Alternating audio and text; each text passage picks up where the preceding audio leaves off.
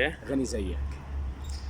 ده سؤال حلو يا عم حماد وكويس. يعني انت ما عملتش زي الناس الفقراء والعامة والدغماء ورحت سألت ناس تانية، جيت للشخص الصح.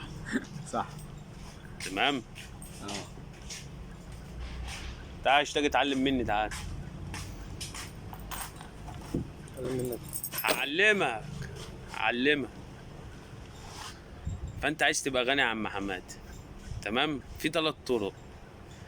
اول طريقة هتصرف فيه حوالي 20-30 الف جنيه، تروح الجيم، تشيل حديد، تمام، وتأجر عربية لمدة اسبوع، وشاليه نضيف، تقعد تتصور ليل نهار فيهم، تمام.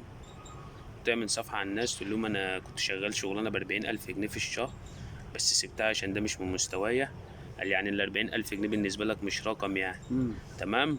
ورحت اشتغلت في التداول واشتغلت مش عارف في ايه، وبقيت مليونير في خلال كام، 4-5 شهور. اللي عايز يعمل زي يا جدعان يدفع حق الكورس $100. تمام. لا لا. 100 دولار اه. هتعمل أحلى فلوس.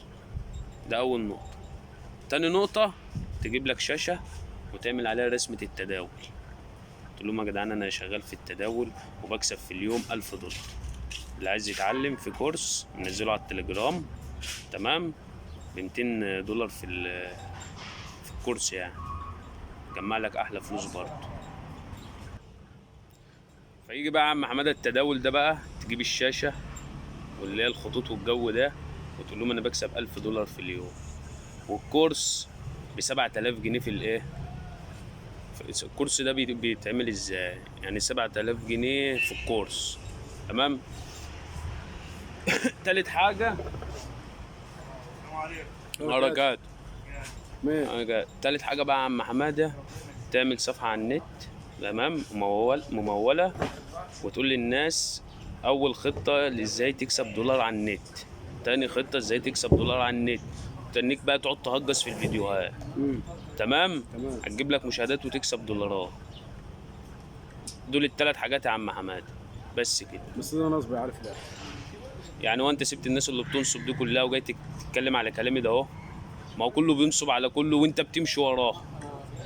جت على دي. ده في ناس على اليوتيوب لسه هاشتاج بيقول لي عليهم، يقعد يقول لك ايه